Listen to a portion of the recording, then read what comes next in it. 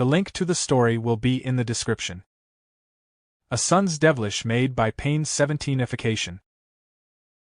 Chapter 1. An Act of Kindness.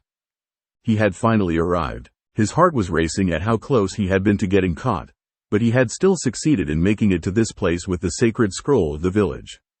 Now, all he had to do was wait for his teacher to arrive so that he could finally become a genin. Looking back towards the heart of the village, the young teen hummed thoughtfully. He had been able to get away nearly unseen, having to resort to a cheap, yet strangely effective, tactic against the Hokage. Who knew the kind old man the village looked up to for wisdom and guidance was also a pervert? Still, he didn't feel like belittling his good fortune, and it was still pretty early until the allotted time he was supposed to meet his teacher. Pulling the scroll off of his back, his blue eyes looked to it in a scrutinizing manner. What was so important about this particular scroll? His curiosity got the better of him, and he opened it to take a peek. The first thing he saw was a jutsu, a technique that ninja were able to use. It was a clone technique, and he pouted at the sight. After all, it was a clone technique that he failed to do, which is why he was taking this makeup test. But, he gave it a closer look. Unlike the one taught in the academy, this clone technique made solid clones and required a greater deal of chakra, the energy that ninja used and everyone had within them. It amazed him that it only required a single hand seal, which was in the form of crossed fingers in an addition symbol. Giving it a try, he copied the illustration of the hand seal and concentrated, bringing out his chakra while whispering, "Shadow Clone Jutsu." A faint popping sound was heard and he kept his eyes closed. He had little hope that it had worked, which was why he had also whispered instead of declaring the jutsu. Cracking open one of his eyes, he took note of a perfect copy sitting across from him. Both of his eyes opened fully as he took in his own copied appearance. From the feet up, he saw blue ninja sandals, orange pants that were quite large and held together by a black belt, an equally orange shirt with blue on the shoulders and a thick white collar, and the swirled tassel that old man Hokage had given to him when he first started the academy. On the copy's face, he saw his whisker birthmarkings, bright blue eyes with a hint of violet in them, and his sunny blonde hair that spiked erratically. The copy was perfect, right down to the smudge mark he had earned earlier that day on his chin. "Whoa," he gasped. "It worked?" "Looks like it, boss," the clone replied, poking the original to prove it was solid. "That was easy.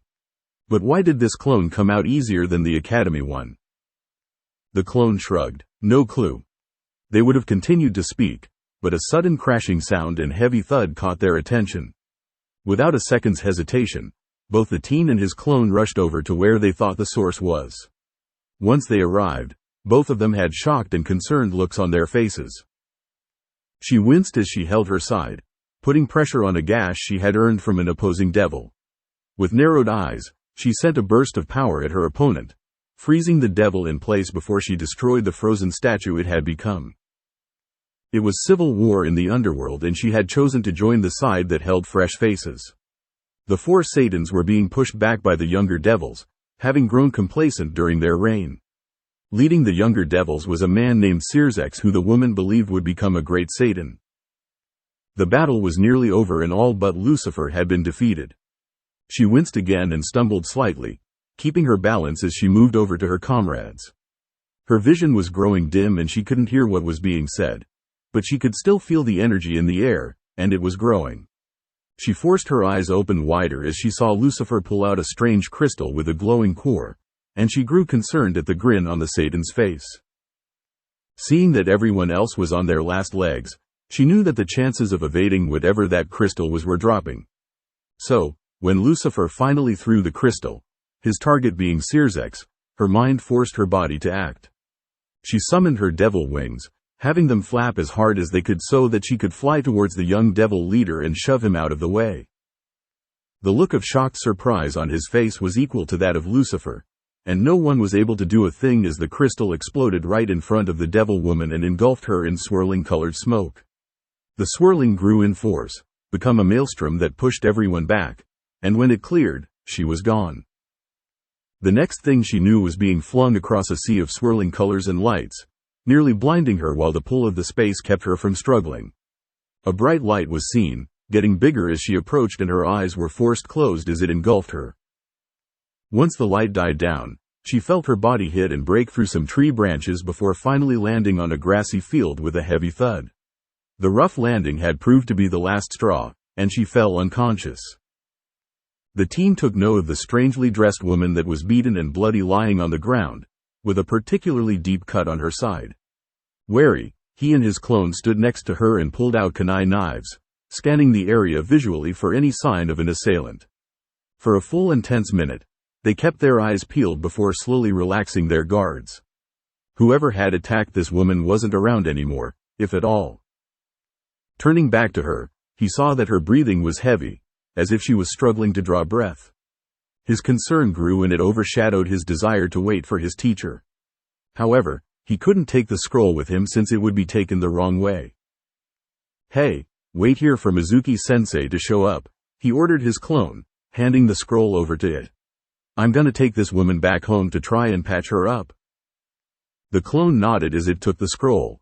"Don't forget about the extra emergency kit you have stored underneath the floorboards, boss. You're gonna need it." Nodding, the original blonde crouched down and hefted the woman over his shoulders, making sure not to jostle her too much.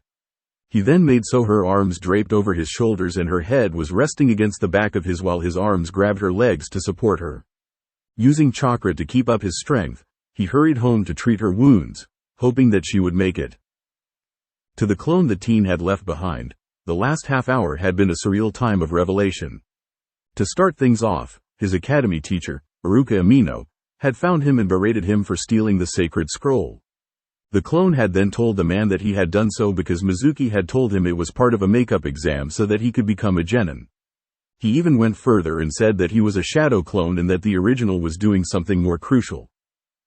Before Iruka could have questioned him further, Mizuki had shown up. What followed was the revelation of the Kyubi, a nine-tailed fox that had attacked the village years ago, was sealed into him. The clone couldn't help but freeze at that, but Iruka had grown furious with Mizuki for dropping such a bomb on his student and attacked Mizuki with a level of skill he hadn't used since his days as an active chunin. With Mizuki taken care of thanks to the Anbu arriving on the scene, Iruka and the clone were taken to the office of Hiruzen Sarutobi, the third Hokage of the village. This is where the clone had found himself now, sitting before the village leader with a new headband resting in his lap. "I'm sorry that you had to find out this way, Naruto," apologized the elderly man to the clone. "I had planned to tell you in a more suitable environment, but what's done is done." The clone of Naruto Uzumaki was silent for a few moments before he asked softly, "Why me?" Hiruzen sighed at that. "I wish I could tell you.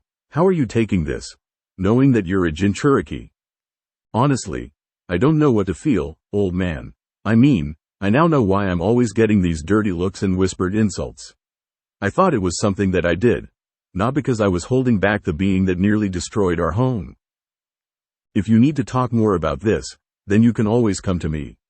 All right?" Nodding, the clone was about to leave before he remembered something important. "Old man, before Iruka-sensei showed up, boss and I found this woman unconscious nearby. From what we saw, she was in a really tough fight and crashed through a few branches before we found her." Sarutobi's eyes widened in surprise.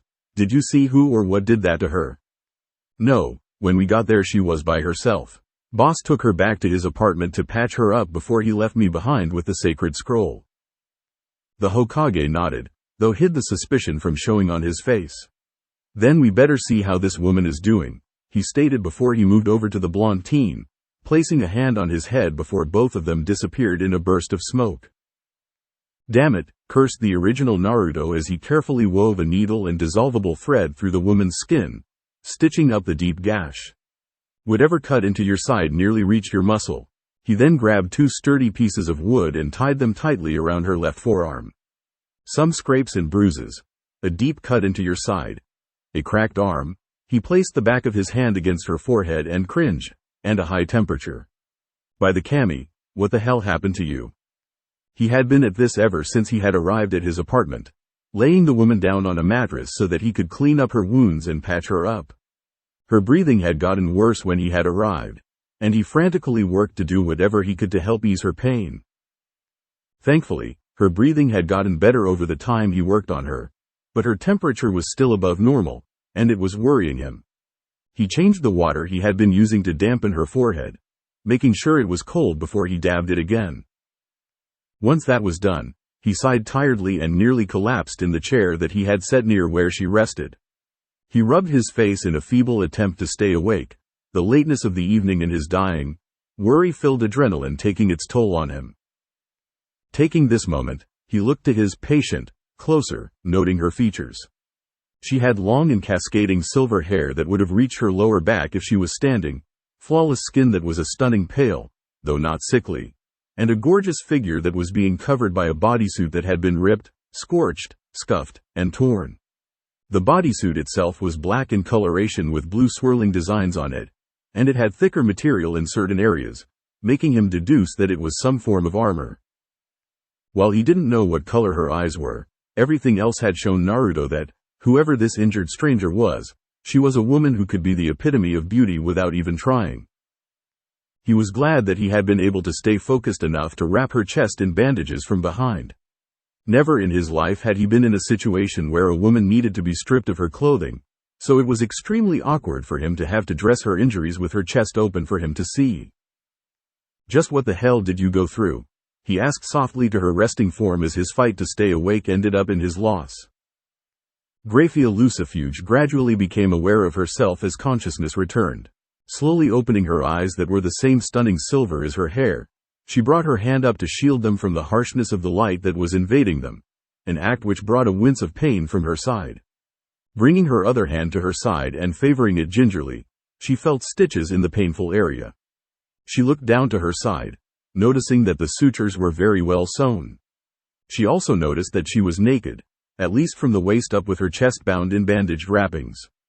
Her injured arm had also been treated and a splint was placed around it to keep it straight. She took a look around to get her bearings in this unfamiliar place. She was in what looked like a rundown bedroom if the peeled paint and patches on the walls were any indicator. She then looked downward towards the side where her stitches were, and she saw that she wasn't alone. Sleeping in a chair next to the bed was a young blonde boy wearing an orange tracksuit of some kind, his sleeves and hands covered in blood. Seeing no injuries on his person, she could only conclude that the blood was hers. "Is he the one who helped me, this young boy?" she wondered. She slowly rose from the bed so as not to further aggravate her injuries, placing her feet on the floor and standing up. She noticed that she was indeed mostly naked from the waist up, as her panties were still on and the wrappings on her chest were nicely made. It relieved her to know that she had not been taken advantage of, and immediately the level of esteem for her young physician rose several notches. She slowly turned her head to face him, taking note of how deeply he was sleeping, and she couldn't help but smile gratefully. "You really pushed yourself, didn't you? Just to help a complete stranger to whom you owe nothing." She mused at the blonde teen whose head was rolled back in the chair, asleep with his mouth wide open. She couldn't help but giggle at how utterly cute and adorable he looked, especially with those lovely fox-like whisker markings on his cheeks. She quietly stepped toward him and stopped when she was standing just above him. She brought her uninjured hand to his face, brushing back a few stray locks of hair and caressing his cheek with her fingertips. She bent down slowly, her side once more reminding her that it was injured, and kissed his cheek softly. "Thank you," she whispered to him softly. "Never before has anyone ever been so selflessly kind to me."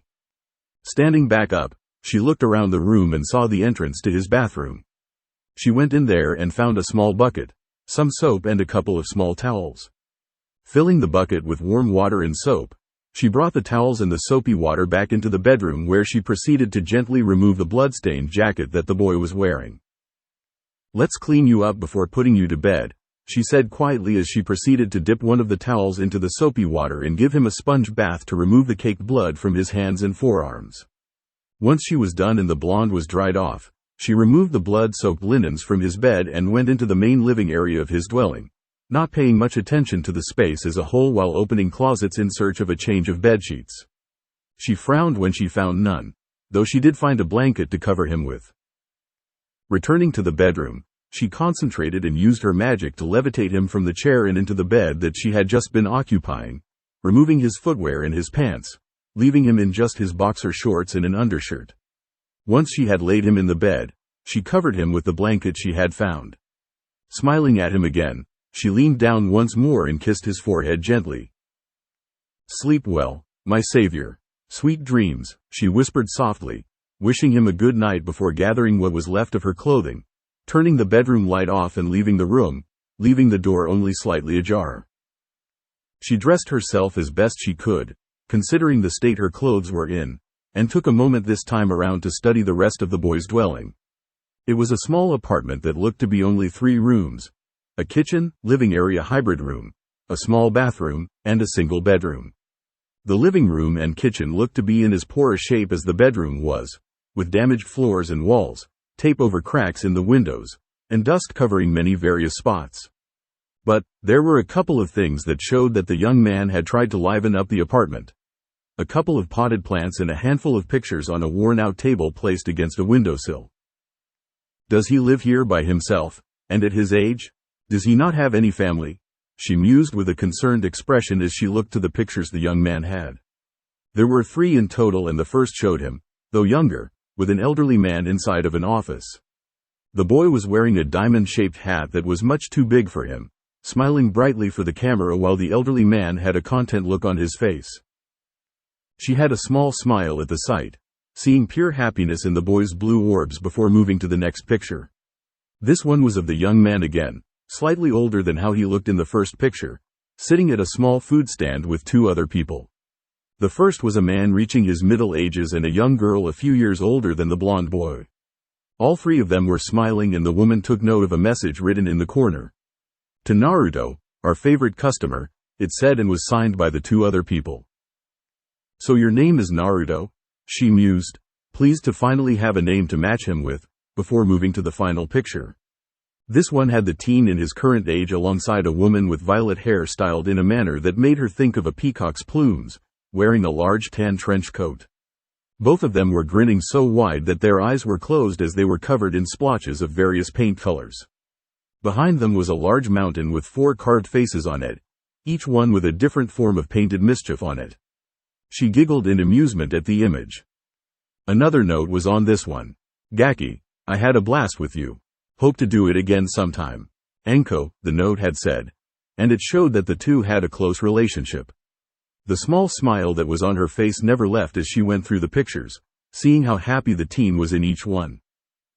However, a part of her realized that he was most likely an orphan, and these few moments of happiness seemed to be the only ones worth commemorating. Such a realization filled her with pity for him, and she wondered what the rest of his early life had been like. Feeling as though she was snooping, she moved away from the pictures and to the kitchen, looking around before she found some cleaning supplies underneath his sink. It wasn't much, but at least it was something, and it provided her with a way that she could begin to express her gratitude to the young boy who had just saved her life. With a satisfied nod, she grabbed a sponge, the bucket, and the cleaning solution before she got to work. When Sarutobi and Naruto's clone had arrived, it was right outside of the blonde Uzumaki's apartment. Sarutobi was about to knock to let the original Naruto know he was there, but the clone took the initiative and opened the door before walking in. What greeted them was the sight of a gorgeous silverette woman in a damaged black and blue bodysuit cleaning up the apartment with a calm face. When she heard the door open, she turned her gaze to it and was slightly surprised to see an exact copy of the blonde teen that had helped her, along with the elderly man that she remembered from Naruto's first photograph, in his same white and red robes and diamond-shaped hat. "Is he a twin?" she thought to herself before shaking it off and giving both of them a respectful bow in greeting. Should you be up and about?" asked the clone in concern. "You were really banged up when I found you." Standing straight with a hidden wince of pain, she answered, "I'm well enough to walk around and clean, as you can see. Your brother did very well to patch me up, and he has my thanks." "Brother?" The clone tilted his head in query before realization hit. "Oh, you mean boss?" "No, we're not brothers. I'm a Chakra-made clone of him." "Chakra? This boy can use Chakra to this degree?" She was honestly surprised, since Chakra users were said to be quite a rarity. She then took a closer look at them, and hid her surprise at the sheer level of Chakra both humans had. "I see," she began before greeting him once more. "Then welcome home, Naruto-sama." The clone asked while Sarutobi cleared his throat. Ma'am, I'm Hiruzen Sarutobi, Hokage and leader of this village. Would you mind if we sit down so I can ask you some questions? She nodded in understanding, putting down the cleaning supplies in her hands and moving to the table. Sarutobi took note of how she made sure he and Naruto's clone were seated first before sitting down. I'll answer whatever I can, Hokage-sama, but I must point out now that my answers may seem confusing, if not unbelievable to you. I'll be the judge of that. Firstly, who are you and how did you end up with enough wounds to prompt Naruto-kun to take care of you in his own home? She easily detected suspicion in his tone, alongside the look he gave her. Though elderly, for a human, this man was not one to underestimate. I am Graia Lucifuge, a devil allied to the new faction that was formed to usurp the regime of the four Satans led by Lucifer, she answered calmly and in a serious tone. Both Sarutobi and Naruto's clone blinked before the blonde asked, "What's a devil?" Devils are the inhabitants of the underworld, and were seen as enemies of the biblical god. So, you're a being of darkness? Sarutobi asked with a raised brow.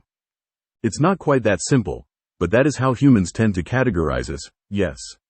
However, the new faction was formed so that we could put an end to such biased thoughts. The leader of our faction, Sears X Gremory-sama, was planning on making attempts to come to terms with the other factions as well. Seeing as there'd be unnecessary bloodshed, there was hope for at least a ceasefire between us, the angels, and the fallen angels, Graia explained, seeing the clone's interested look while Sarutobi was sitting calmly. I'm assuming then that your wounds were from the battle that was taking place? Sarutobi asked, to which she nodded. Then how did you arrive here? Lucifer planned to use something against Sears X-sama in a last-ditch effort, but I was able to push him out of the way and took the hit from it instead. The next thing I experienced was flying through a strange space of distorting colors and lights before crashing down in a forest. I vaguely recall hitting some branches before passing out. Once I woke up, I saw that my wounds were patched up by Naruto-sama, and he did quite well, I must say, she finished with a nod towards the clone. Where is boss, anyway? The clone asked. He's resting in bed. He had fallen asleep due to exhaustion, so I set him on his bed and admittedly looked around this apartment before I found those cleaning supplies, she answered, taking a short glance at the sponge and bucket. I thought I might begin to express my gratitude to Naruto-sama by doing some chores on his behalf, and as I was doing that, the two of you walked in. Do you have a way to return to wherever it is you came from? Asked Sarutobi. And how can you prove you're a devil as you claim? Instead of a vocal response, she answered his second question by revealing her black leathery wings. Along with this was a small flux of her power, letting both men feel its darker nature. I presume that is proof enough of my claim? She asked in return, making both of them nod while Naruto's clone looked a bit odd. As for returning home, I have no means at my disposal and I do not know if I will find any. For all intents and purposes, I'm stranded, here. The clone felt for her and immediately spoke up before Sarutobi could say anything. Well, if you need a place to stay, then you're more than welcome to live here. Naruto, I'm not sure that, the Hokage tried to say, but the blonde continued. No one else lives in this building, so it's basically mine. You can have one of the rooms to yourself if you want. The smile on his face showed the other two that he believed that the problem was solved. Graia gave a grateful smile to him, one that made him blush at the beauty of it. Thank you, Naruto-sama. I can accept that arrangement. Sarutobi finally got a word in. Naruto, you actually won't be living in this apartment anymore.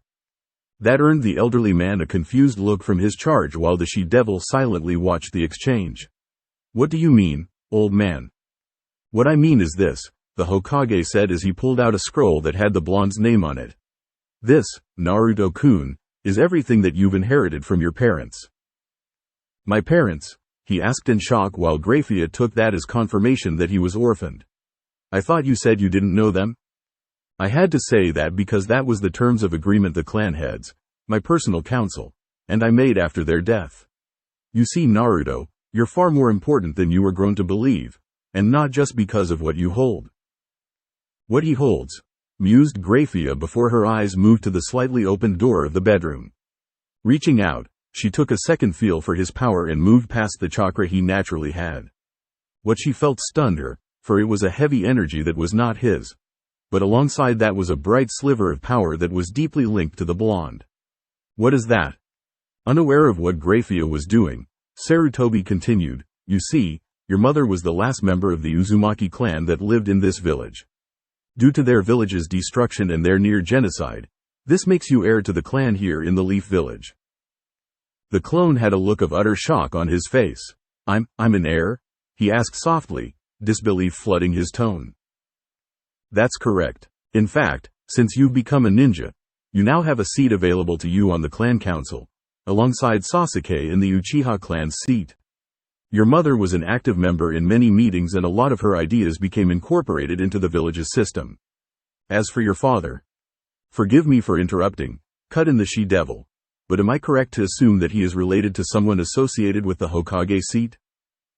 The two men turned to her, one in confusion and the other in suspicion. And how have you come by this conclusion? She stood up from her seat, moved over to the table that had the 3 pictures, and brought over the one that had Naruto at his youngest. Pointing to a specific spot in the picture, the two saw her finger directed at a frame at the end of the office wall that held a portrait of a blonde man. The similarities between Naruto-sama and that man are practically impossible to miss. The only differences I can see are his whisker markings and the shape of his face, which I will assume matches his mother, answered the woman calmly. Hold on, the clone began, looking closer at the picture. That's the 4th Hokage. The 4th was my dad? He asked in shock. My dad sealed the Kyuubi into me? A Kyuubi? Thought a surprised Silverette. If he holds a Kyuubi, then that would explain the heavier presence within him. But what was that other power that was deeper down? Sighing, the 3rd nodded in confirmation. Yes, the 4th Hokage was named Minato Namikaze, and he was indeed your father after Kushina Uzumaki, your mother, gave birth to you. The man then pulled out a small picture and handed it to the clone. Looking at it, Naruto's clone was already fighting tears while Graia, driven by curiosity, stepped up behind his seat to take a look. In the picture, there was Minato without his famous flame cloak. He was smiling brightly at the camera and hugging a red-headed woman from behind. Said woman was stunningly beautiful, and Graia would have mistaken her for a Gremory if she hadn't already heard the Uzumaki name. Her slightly rounded face was matched by Naruto, and in the photo she had a noticeable bump in her stomach. Proof that she was pregnant with Naruto at the time the picture was taken. Dad, whispered the clone. When he looked at his mother's beautiful smile, a tear rolled down his face. Mom. Sensing his need for support, Graia gently placed her uninjured hand on his shoulder and gently gripped it. He turned to her and she offered him a small smile, one that he returned before he gingerly put the photo on the table, as if it was made of glass. Thank you for giving me this, old man, gratefully stated the Uzumaki. But, what happens now? The clan heads in your council obviously know about my parentage, so what does that mean for me? It means that you're now within your right to live in your parents' estate, which was declared to be the Uzumaki compound by myself and my council. Can Graia-chan come with me? He asked, surprising the woman at both his request and the affectionate suffix added to her name. I want her to have a place to stay if she's stuck here. An idea sprang up in her mind and she spoke up. Hokage-sama, she began, getting both of their attention. I request citizenship here in your village, along with the opportunity to serve as Naruto-sama's personal maid. That declaration earned her a raised brow from the Hokage while Naruto's clone looked surprised. Why, you don't need to be my maid, Graia-chan, he tried to assure her, not wanting her to feel like she owed him anything. I appreciate the concern and care you've both given and offered to me, Naruto-sama, but this is a request I wish to see fulfilled. Explain, replied Sarutobi before Naruto's clone could comment. The Lucifuge family have always prided ourselves in serving the Lucifer Satan, the strongest of the 4. If I hadn't been taken by that strange crystal, I would have made the same request of Sirzex-sama after he had taken the Lucifer title. However, this request goes beyond that form of duty to my family's name, she stated. Naruto-sama has shown himself to be someone with an incredible level of potential, and I don't mean because of his parentage or the Kyuubi. The clone was fighting off a bashful blush at the strength in her voice when she said he had potential. Only a handful of people ever showed that kind of support to him. Meanwhile, the Hokage queried, if not for those reasons, then what is the source of the potential you see in him? Standing just a fraction taller, she answered, Naruto-sama's compassion is where I find that source. It reminds me of Searzek-sama, and he proved himself to be an invaluable leader. If nurtured and allowed to grow, Naruto-sama's compassion could lead him to becoming someone worthwhile. A man that you humans could look up to. Now, the strength in her voice, along with the conviction she showed in her claim, made the clones blush present while Sarutobi was smiling inwardly. Finally, someone else sees just how special you are, Naruto-kun. Nodding, the man allowed the smile to show as he regarded the woman. Very well then, I'll provide you with all of the necessary forms and you're free to become Naruto-kun's maid if you wish. This should allow you to become an honorary member of his clan due to the clan laws that were agreed upon by the other clan heads. I should have the paperwork ready for you tomorrow, so just have Naruto-kun take you to my office. She nodded gratefully and turned to the clone, giving him a bow from the waist. I look forward to serving you, Naruto-sama.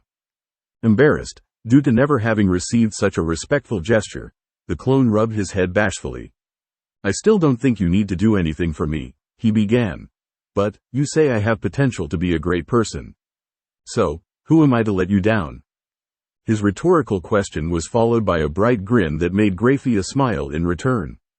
Sarutobi, still smiling, handed Naruto's clone the scroll. In there are records of your clan's history along with personal jutsu from both of your parents and their combined notes on fuinjutsu. The keys to your new home are also sealed within. The new Uzumaki heir nodded gratefully. Thank you, Hokage-sama. That caught the elderly man off guard for a moment, but he then gained a deadpan expression. This is gonna be one of those rare few times you ever call me that, isn't it? I have no idea what you're talking about, cheekily replied the blonde with an innocent expression. Rolling his eyes with a smile, the Hokage left the apartment in a flicker of speed, leaving the clone and Graia alone. The woman then spoke up, well Naruto-sama, seeing as how your original self is resting, I'll finish tidying up in here. Alright then, I'll dispel in a few minutes anyway since I'm low on chakra. Make sure to let the boss know what happened tonight, will you? She gave him a bow. Yes, Naruto-sama, and with that, the clone of her new master dispelled and she went back to the cleaning bucket. Once again grabbing the sponge, she resumed where she had left off in cleaning the apartment. The following day found Naruto and his new maid standing inside of the Hokage's office. Naruto had been able to recall bits and pieces of what his clone had experienced and Graia was more than ready to fill in the blanks as needed. Also, she had inexplicably been able to obtain a uniform fit for a woman in her position. It was a blue and white dress with a white apron and headpiece that held her hair in place. She let her hair flow down behind her, tying it low to keep it from being caught in the breeze. To finish off the uniform, there was a red swirl directly over her heart and a larger one encompassing the back. Sarutobi would have asked how she obtained such clothing, but the look he received from Naruto stopped that notion. The message was clear. Don't try to understand it because you never will. Well, as I told you the previous night, here are the forms needed to have you legally become a citizen of the Leaf Village. Graia took a moment to fill them out with the necessary information before handing them back to the Hokage. Now, considering the circumstances, I'm going to ask you to keep your devil features hidden. If they are discovered, we'll explain that it is simply a bloodline under your family's name. I understand, Hokage-sama, she replied. But what about my place of origin? I left that blank since it would be unwise to note I'm from the underworld. I have that covered as well. The Hidden Mist is currently undergoing civil war at this time, so it won't be hard to say you're simply a refugee escaping the war. Thank you for the consideration, Hokage-sama, she said with a bow. What about the clan heads in your council concerning me? Asked the Uzumaki. They are aware of your new status and we're only going to reveal that you're set to lead the Uzumaki clan to the public. Considering the fact that your father made himself the most hated man in the Hidden Stone, we believed it'd be best to keep the knowledge of his connection to you to ourselves. We don't want to risk the stone to reignite their old grudge with that knowledge. Got it. I don't think I'll take his name anyway. I've been Naruto Uzumaki my whole life, so changing it to Namikaze would be too strange for me. Understandable. Now, remember that your team placement is set for the end of this week. So, be sure to prepare yourself for that day. The blonde nodded while Graia assured, I'll make sure that Naruto-sama is well prepared for that time, Hokage-sama. With that, the two left the elderly man alone to fill in the blanks on Graia's citizenship papers. Just as he finished and had his secretary go submit them, a familiar face jumped into the office via the window. Yo, old man, greeted the boisterous voice of Anko Mitarashi, who was grinning at him with a dango stick acting like a toothpick in her mouth. I'm here about that request I made of you last night.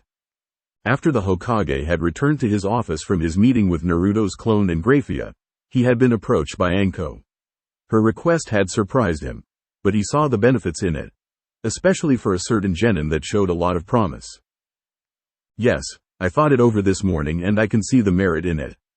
While Kakashi will be disappointed, he'll have to make do with the team I assign him. He pulled out a form from a folder that had been marked with a reminder and stamped it to make it confirmed. Handing it to her, he said, as requested, I'm going to let you take over Naruto's training with him as your apprentice. You and he have similar problems and can work well together, so I'm expecting great things from the both of you, Anko. She grinned brightly at him as she read the legal form in her hands. Don't you worry, old man. I'll make sure to turn the Gaki into one of the best damn shinobi this village has ever seen. Good, with you and Graia-san in his life, I can't wait to see what kind of man Naruto-kun will become.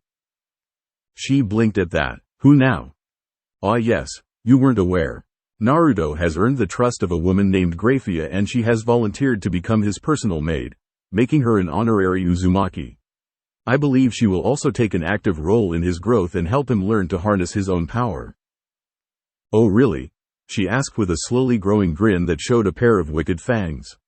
Well, I suppose I'll have to pay them both a little visit. Before Sarutobi could say anything, she was gone. With a sweat drop, he commented, I hope she doesn't go overboard with that visit. From what I felt from her, Graia could no doubt give myself a lot of trouble. Chapter 2. The Start of a Legend. Well, I suppose the first thing we should do is pack up my apartment, suggested Naruto as he and Graia walked down the market streets of the village. After that, we'll see if it's furnished enough and go from there. Yes, Naruto-sama. Also, I believe we should get you a change in wardrobe, she added, making him look at her with a brow raised. So, she clarified, you are now a member of your village's military force, as well as an acknowledged heir to a lost clan. I can see that orange is a color that means a great deal to you, but perhaps we should find a more professional style of dress so you can better represent who you are. He hummed thoughtfully before slowly nodding. I see your point, Graia-chan. But, I won't get rid of the orange, he said firmly. It's much more important to me now that I know just who my parents were. A symbol of my pride in being their son. Of course, Naruto-sama. Shall we get your new clothes now, or do you wish to pack your belongings first? We can get my clothes first. These ones have seen much better days, he commented, gesturing to the patchwork he had done to them personally. There were stitching repairs all over, and a couple of sections where a patch was placed over a hole, though it was still a shade of orange to blend in with the rest of the clothes. As you say, unfortunately, I still haven't familiarized myself with the village's layout, so, I'll follow your lead, Naruto-sama. Right, I'll be sure to get you a map as soon as I can. Until then, the closest store is Bonsai, came the battle cry of a voice familiar to the blonde, and he was snatched by a tannish purple blur that suddenly disappeared in a burst of speed and leaves. Naruto-sama, Graia exclaimed, cursing herself for not being as vigilant as she should before sensing outward for his energy. It took just a moment before she found it and she too left in a burst of speed, cracking the ground beneath her from the force of her departure. I see, commented a silver-haired man who reminded people of a one-eyed scarecrow. He was standing before the Hokage after the man had an Anbu fetch him. So, he knows now, huh? He reached the stage one had set for him, Sarutobi explained. At the very least, I would have only told him about Kushina and then Minato when he became a Chunin. But that plan went out the window when his unexpected patient connected the dots. And with just a picture as her source. You really believe what she said about her being a devil of all things, sir? Seems a bit out there, if you ask me. The elder of the two chuckled at that. Trust me, I thought she had suffered a serious head injury at first. But she proved herself to both Naruto and I. There's no doubt in my mind that she's what she claims to be. And now we have someone with an incredible level of power taking on the role of a maid to one of our village's most important shinobi. That makes me wonder as well, sir. Why would someone with her kind of strength, a strength you yourself bore witness to, choose to take on a role of a servant to a fresh genin? His eye narrowed in suspicious confusion. It just seems like some kind of ploy to me, sir. I would be lying if I said I didn't think the same as you, Kakashi. That's why I had you come here. You know that I've decided to let Anko teach Naruto. When I had personally requested him, interrupted the Jonin blandly. I know you have a connection to him because of his father, but Anko has a more likening situation to him. She could teach him how to better deal with an outside source of chakra playing interference with his own. Not to mention she could be a supporting role for him. Something you could have done yourself if you hadn't retaken your Anbu position.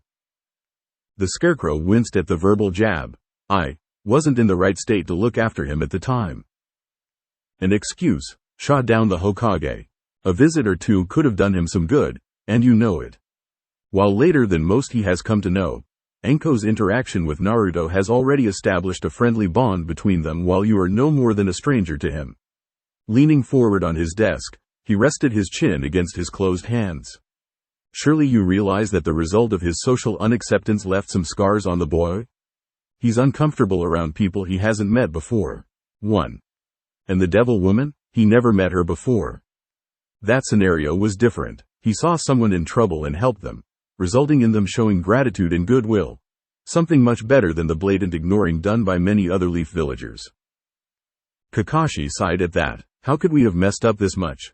He didn't ask for Sensei to seal the Biju into him, and people should have had more faith in Sensei's ability. Pain, especially when the source is not truly gone, makes that faith dwindle to near non-existence, Kakashi. As far as most people are concerned, the source of their grief will never be gone, not so long as the reminder is left in their home. The Jonin shook his head, feeling sorry for the son of the man who was like a second father to him. And Naruto is left to deal with their grief and frustration, giving birth to his own in turn. Yes, but back to what I was saying. Anko understands that kind of social abuse.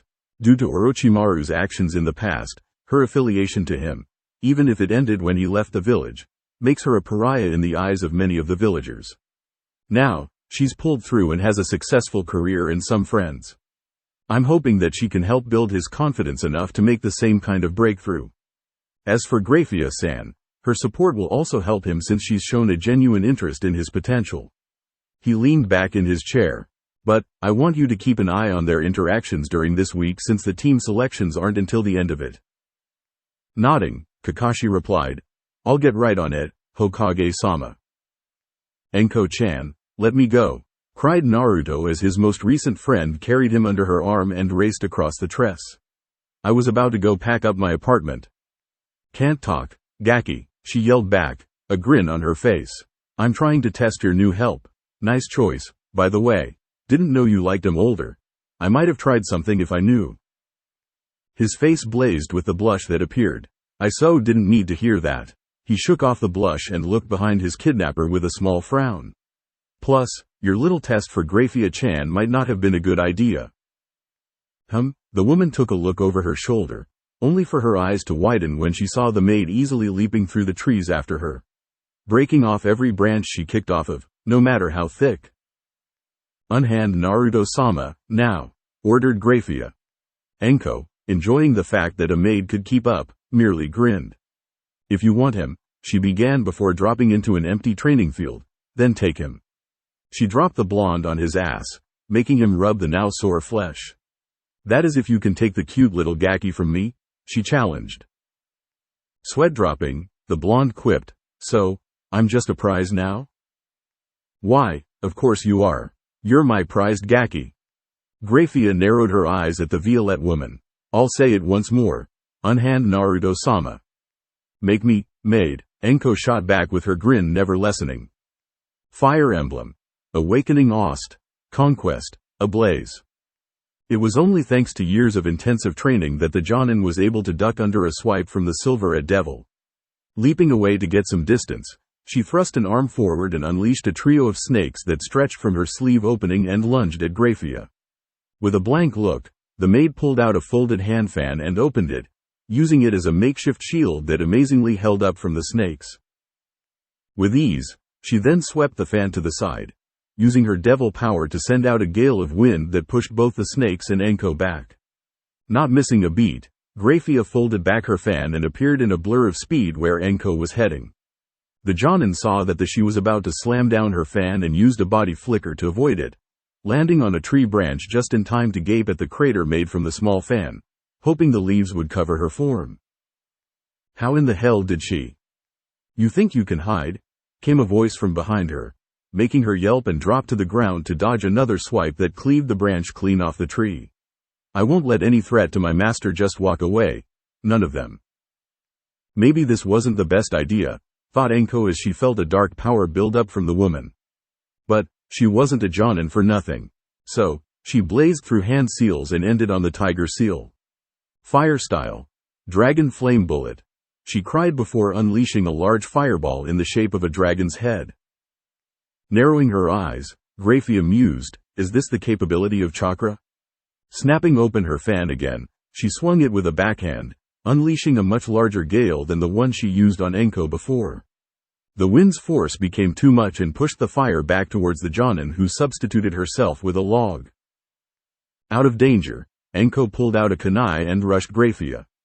The she-devil folded back her fan and blocked the blade, prompting the two women to start a quick exchange of slashes, swipes, and parries.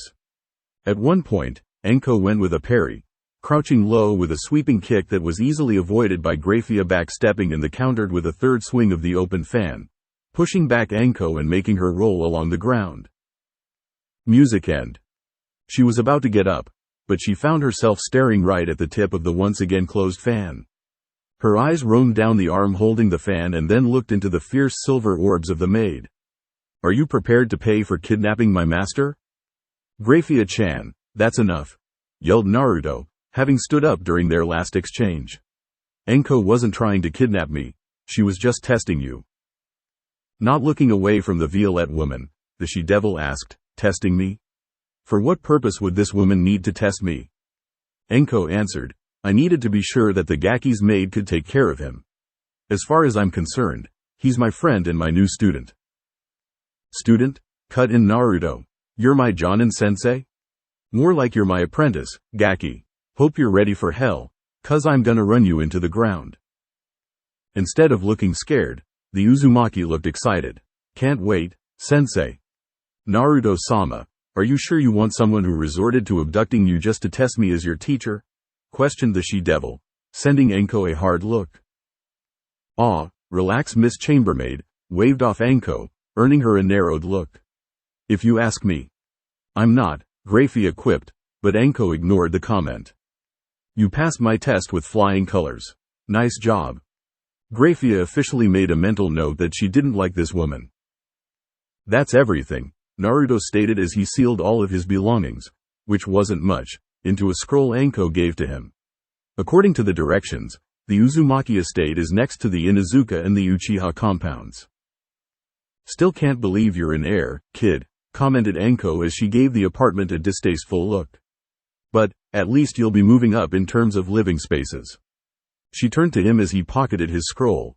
Why'd you stay in this dump, anyway? Because to me it was a home. It may not have been the nicest, he gave the damaged walls a sad look, or the most welcoming, he looked to the cracked windows, but it was still a home to me thanks to the old man. Graia was silent as she waited by the door, listening to them speak. Externally, she had a professional look on her face, but internally she was frowning.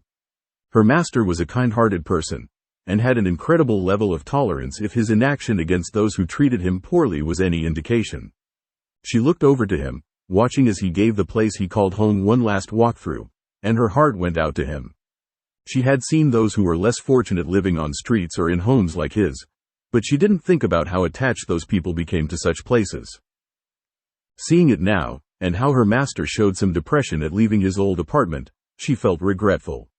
She hadn't bothered to give such people a second thought, and Naruto was technically one of those people. The saying is true. Don't judge people by appearances or books by their covers. Well, I'm ready to go, he said as he stepped up to his maid. I think I should get some new clothes before we check out the estate though. About time you got out of that jumpsuit, kid, Anko nearly cheered, making Graia frown. I know the perfect place to get you some better clothes. Such a quaint little shop with nice wares. The woman gave a dramatic sigh while Naruto rolled his eyes at her antics. Well, let on then, sensei. After I get my clothes and get settled in, I need to see the old man. Naruto-sama, I know that you're close to him, but I believe you should call Sarutobi-sama by his earned and respected title. Surely you'd wish the same when you become Hokage, right? Anko blinked at her words. Wait a minute, when? Not if? Graia didn't turn to her as she responded curtly, I know what I said, Mitarashi-san. Unknowingly stopping a fight, Naruto answered her question, I honestly wouldn't mind if people still called me by my name. I've lived my entire life without a title, and old man Hokage told me he didn't mind me calling him that. The trio exited the apartment complex with Anko at the lead as the genin continued. But, I know that certain situations will need me to be respectful. The old man gave me some lessons on that as I grew up. Nodding, Graia offered her blonde master a small smile. So long as you're aware, Naruto-sama. Yay, the Gaki knows better. Are you two done? Because we're almost there, complained Anko as she pointed at an approaching shop titled Shirogane Emporium. Once the three stepped inside, Naruto and Graia took a cursory glance around the store while Anko gave a lazy salute to the kunoichi at the counter. Yo, Panda-chan, how's business?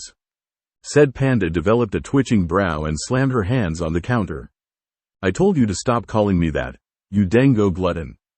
She then took note of the other two and composed herself in a near instant. Welcome to Shirogane Emporium, can I help you too? Yay, can you show me where the clothing section is? I need to replace this, Naruto explained, gesturing to his suit. Yeesh, I'll say, the girl agreed. Follow me, I'll be with you in a second, miss. I'm with him, Kunoichi-san, replied Graia. Though, I'll be looking for supplies for him as well. Right, well, ninja gear is over on the west wall. First aid stuff is on the east wall, and everything else can be found on the shelves throughout the shop. Thank you, Naruto-sama. I'll meet you at the counter. Naruto grinned at her. Sure thing, Graia-chan, he replied as he followed the kunoichi to the clothes section. As she led him, the girl asked, So, what's the story between you two, Naruto-sama? She's my maid, he answered bluntly, making her stop and look at him in disbelief. She became my maid last night after I patched her up in my apartment. She wasn't in good shape and could have died. Whoa, so, what's your name anyway? I'm Tenten, and my adopted parents own this place. Naruto Uzumaki, and I guess I'm the next head of the Uzumaki clan. The Hokage told me that last night after he came to check on Graia-chan. Uzumaki, she repeated thoughtfully before perking up. You're the guy who painted the Hokage mountain with Anko, aren't you? Guilty, he confirmed with a sheepish head rub. To be fair though, the day was getting real dull, so Anko and I decided to find something to do. Rolling her eyes, Tenten began to take his measurements. Only you and Anko would do something like that out of boredom. Anyway, what were you looking for specifically? Honestly, I don't know. I want to look respectable, but I need to have some orange on my clothes. Can I ask why? Tenten queried as she finished checking his measurements. It's to honor my parents. My father was blonde like me, but my mother had red hair. They also had nicknames that linked them to those colors.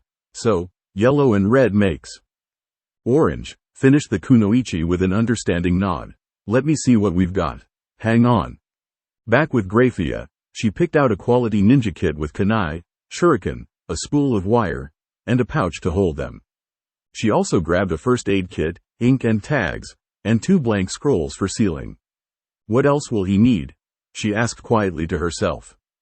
It wasn't quiet enough. because Anko answered, "You basically found everything he'll need." "But I'd grab him some gloves with metal plates." She held up a pair of black ones and Graia took them with a small nod of thanks. "You don't like me, do you?" "I don't appreciate what you've done so far," explained Graia. "From what I've seen, Naruto-sama sees you as a friend and you could have betrayed that trust he has in you. I wasn't placing him in any danger, and he knows how I am. He knew I was testing you, so he wasn't worried." Still, Graia was frowning. "Look, I know you're worried about what could have happened, but nothing did. I'll admit that I'm still a bit iffy about this whole Maid situation, but I can see that you're honestly looking out for him. It's my job to get a read on people quickly." She sighed. "You might not like me, but I'm Naruto's teacher now and you're his maid. The way I see it, we're both doing the same thing for him, looking out for him." "I suppose you have a point, but I want your word on something," she began, giving Anko a stern look. "I want your word that you won't destroy the trust he has in you and that you'll help keep him safe." "PFT, come on, give me some credit," Anko stated. "Of course I'll do those things. He's my friend, after all." "Well, I'm glad to hear that, Sensei," Naruto noted as he walked up to them in his new clothes. He was dressed in black ninja sandals, storm gray pants, and a long-sleeved mesh shirt that had black shirt over it with an orange flame making a spiral starting from the waist and ending on the chest. His headband's cloth had also been changed from blue to orange and was tied to his left arm. "How do I look?" "Much better, Gaki," Anko answered with a thumbs up. "I agree, Naruto-sama. It's more presentable than what you were wearing before," Graia added before turning to Tenten. "We'll take a few copies, as well as a traveling cloak in the same shade as his pants." "Right, let me just ring you up," the Genin Kunoichi replied as she began to mark up the purchase. Naruto handed Graia his wallet to pay for the supplies while he went to grab the cloak. After the purchases were paid for, Tenten bid the trio a good day and asked for Naruto to visit some other time. Considering who her teammates were, one wouldn't blame her for the request.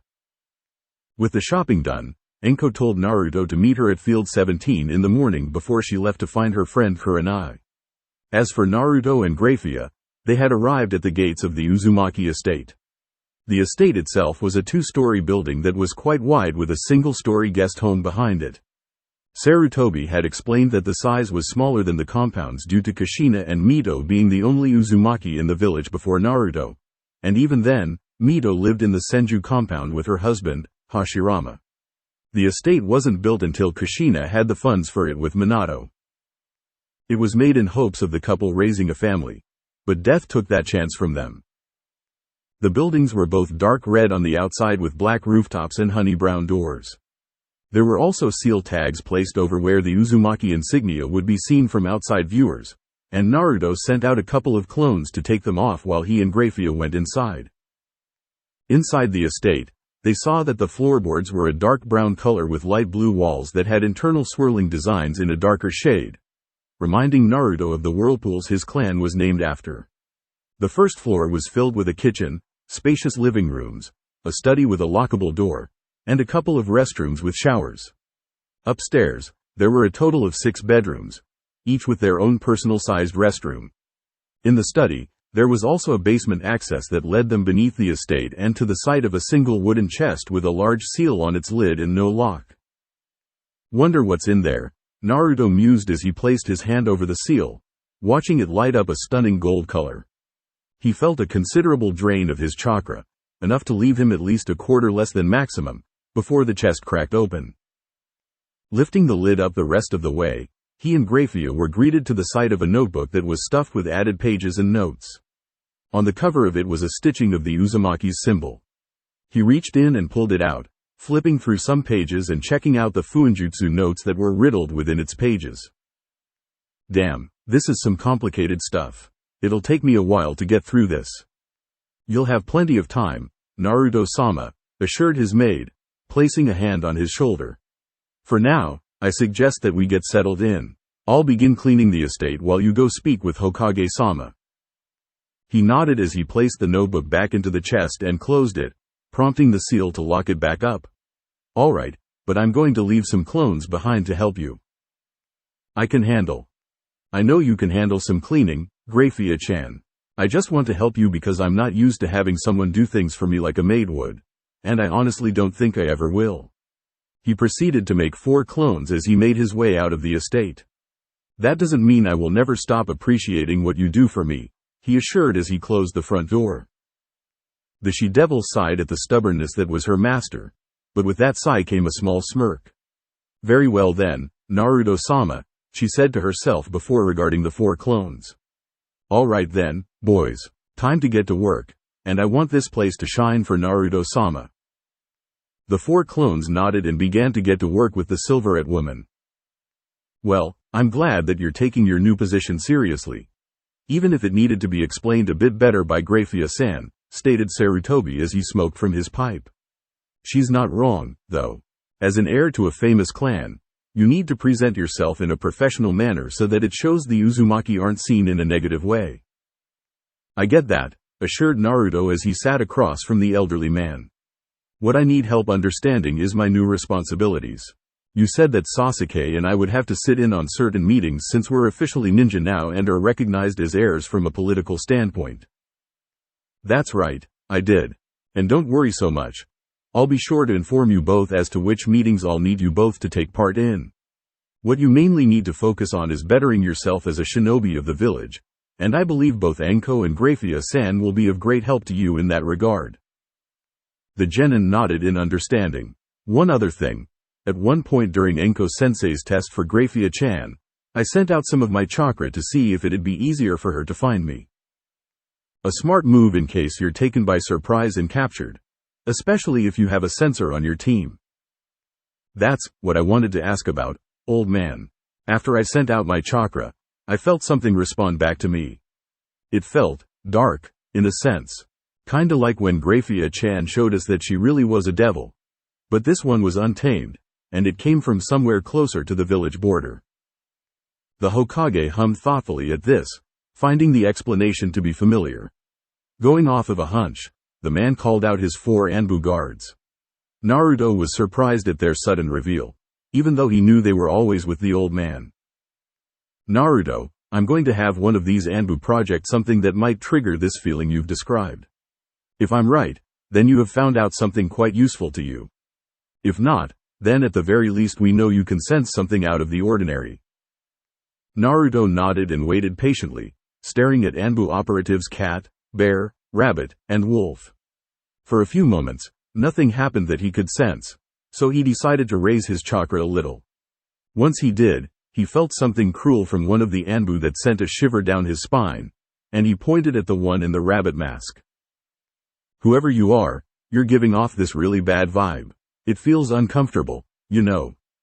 As soon as he finished saying that, the cruel feeling left and he felt nothing. Sarutobi had a small smile on his face at the results. Well, my boy, it seems as though you have a similar ability to that of Mido-sama. A sensory towards negative emotions and desires. With enough practice, this could become a useful tool for you, because it will let you feel if someone is planning to deceive or betray you in some manner. That's awesome and all, he began before turning to Rabbit, but what were you thinking about that was so negative? Behind her mask, Rabbit blushed in embarrassment at being put on the spot. Well, I was thinking about my ex and what I was going to do to him after I caught him cheating on me. It was pretty detailed, she answered bashfully, rubbing the back of her head with a nervous laugh. The Hokage, Naruto, Bear, and Wolf all sweat dropped at her answer while Cat nodded in understanding. So, after the old man tested my sensory ability, he told me that I most likely sensed a girl named Yakumo Kurama, who was meant to be the heiress of the Kurama clan, explained Naruto as he and Graia made their way over to the Kurama compound. But what does that have to do with us heading there, Naruto-sama? What I sensed from Yakumo was a more untamed feeling of darkness than your devil power. If what she has is like how I hold the Kyuubi, then maybe I can help her. She raised a brow at this. And how do you propose you'll aid her? You haven't begun any studies on Fuinjutsu, so you can't place a seal on her. And you're unfamiliar with darker energies that devils and yokai have. That's why you're here, he stated. You have experience in this matters, so you can help her out, right? The woman frowned thoughtfully. It would depend on her situation. Until then, I cannot answer, Naruto-sama. I understand. They approached the compound entrance and were stopped by a guard. I'm here to see Yakumo Kurama and see if I can help fix her condition. He felt horrible saying it like that, sounding hypocritical due to having his own condition. But he knew that he wouldn't be let in if he didn't play on their fear, even if it made him sick. Graia saw this and offered a reassuring pat on his shoulder that made him smile gratefully. Being led through the compound, the two took note that they were moving away from the more crowded section that held all of the houses into an open field that housed a single wooden cabin that didn't even look big enough for a small family. Naruto was frowning long before they stopped at the front door and their guide left them there. Sighing, Naruto knocked on the door and waited for a response. "It's open," came a muffled female voice. As the two walked in, they saw the cabin filled with various paintings, each one of them painted expertly. Some were of various landscapes while others took a dark turn and were of people in some kind of horrible situations. Moving to the other room, they saw a young teen with long brown hair sitting on a bed with her back to them as she painted a hilltop view of a sunset over a forest. "Just a moment," she said softly, putting some last touches on the painting. "Are you Yakumo Kurama?" he asked. "I am, but sometimes I'm not," she answered. Turning to them, they saw that her eyes were twin pools of darkness. "Who are you?" "Naruto Uzumaki, Jinchuriki of the Kyuubi. And this is Graia Lucifuge, someone who I think can help you, Yakumo." He gestured to the she-devil who nodded in greeting, though frowned at the yokai before her. "And why would I want your help? Maybe I like things this way?" "You don't mean that, Yakumo," Naruto denied. "I know what it's like to hold a demon inside of you, to have people live in fear of what that demon could do. I want to help you, Yakumo. You just need to let me." She blinked and her eyes were human again, colored a light brown shade. "How do I know you won't lie to me like she did? Betray me like she did?" He saw the distrust in her eyes, and the anger at whoever this woman who betrayed her was. So, he gave her a kind smile and answered, "Because I'm not that kind of person. I won't deceive you because it's not who I am. You can see me, can't you, Yakumo? What do you see?" With her eyes narrowed, she kept her gaze on him and grabbed a pencil and sketch pad. Don't move," she murmured as she began sketching, never taking her eyes off of him. And he didn't. He stood still with his smile in place while Graia watched on, prepared to do anything in case Yakumo tried something. It was tense for her, and it went on for nearly 10 minutes before the girl stopped sketching and looked at her pad. She studied it for a few moments before a ghost of a smile formed. "What do you see?" Naruto asked again. "I see someone who's honest. Someone with compassion that makes me see the worth in myself." Looking up from her pad, her smile grew slightly as her eyes met his. "I see you, Naruto Uzumaki, and I know you're no deceiver." "Glad to hear that, Yakumo. Now, I'm gonna let Graia take a look at you, if that's okay?" The girl nodded and his smile grew. "All right, Graia-chan, do your thing." "Yes, Naruto-sama," she said and stepped forward. Probing with her devil power, she reached out to the demon inside of Yakumo, slowly finding her surroundings fade and change to a dark void riddled with images nearly identical to the paintings in the cabin. Across from her was Yakumo, but in a more demonic form with dark eyes and skin, wilder hair, horns, and sharp fangs. "Curious. I was told the demon was called Ido, but instead I see a temptress." "Oh, you flatter me," the succubus yokai cooed with a wicked smirk, dropping the illusion of a monster that was in her place. Now, she looked just like Yakumo, but she had leathery wings, curved horns, glowing pink eyes, and a stunning figure barely covered by a skimpy violet kimono. "And what's a devil doing here in these parts? Last time I saw one, she was taking a bite out of some old tree's fruit." 2. "I'm here to help you and your host come to terms. You're obviously responsible for her more sadistic, yet creative, side while she gives you a body to live in. Perhaps an arrangement can be made between the two of you, one that benefits you both better?" "You speak of fusion," accused the succubus. "And why should I? Maybe I like things this way." "Is that a fact? A pity, because my master has already declared he'll help Yakumo-san. And when my master makes a declaration," she surged her power, easily dwarfing that of the succubus who was sweating at the oppressiveness, "I'll make sure it follows through, no matter what. That is my declaration, temptress. Such power, the succubus thought in fear and awe. Swallowing the lump in her throat, she stuttered out, What did you have in mind, Devil-sama? Graia smirked as she laid out the terms. You want me to what now? Asked a gaping Anko as she stood in front of her new apprentice and a brunette girl dressed in a purple kimono that was over a fishnet suit. The girl had pink eyes that gleamed at times, flawless skin, a well-developed figure for a young teen, and nails filed into sharp points. Loosely tied to the obi holding her kimono closed was a leaf headband with a black cloth. I want you to take Yakumo-chan as your second student, declared Naruto. I had Graia help her with her demon issue, so she's more than ready to really start her ninja career. Please, sensei, I want to help her reach her goal and become an amazing kunoichi. Please. Anko was groaning as she looked between her pleading Gaki and the smirking heiress who had a hand on her hip. Behind them both was Graia, and she had a barely noticeable smirk at the distress in Anko's visage. Barely noticeable, yes, but Anko still noticed. Damn it all, Gaki, she groaned out and palmed her forehead.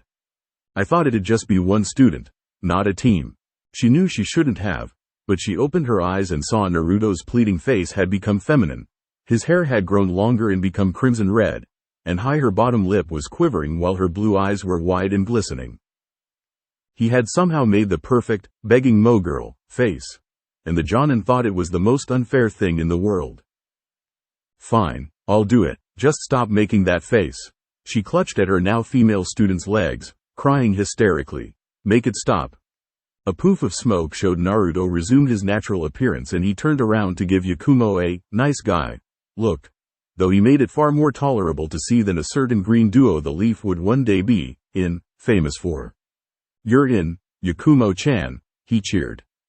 The girl's smirk grew into a smile and she hugged Naruto, making him blush faintly at being hugged by a girl, especially a cute one. Glad to hear it, Naruto-kun, she replied before she let him go. Bowing to both him and their new sensei, she stated, I look forward to working with you both from now on. She then turned to the she-devil and bowed again. And you as well, Graia-sama. Anko pouted at being coerced, crossing her arms with a huff. Yay, we're all one big happy team now. But, I'm not gonna let this slide so easily, brats. She grinned and pulled out twin handfuls of kunai, making both students gulp and sweat nervously. First lesson. Evasion/reaction training. Now, dodge, she yelled as she began her tortoise lesson. Both genin yelped and took to the trees, their sensei hot on their heels while Graia was left to stand in the training field. Her smirk was still in place, but it showed a great level of pride in it as she looked to where her master had leapt off. Your legend starts now, Naruto-sama, and I'll be there for you every step of the way. That is my promise to you. Her eyes closed and her smirk changed to a serene, yet small, smile as she calmly walked through the forest after Naruto and his team. She was looking forward to what he would accomplish next. Chapter 3. Ahead of the pack. NNGH. Grunted Naruto, arm outstretched as he tried to send out his chakra in a specific manner.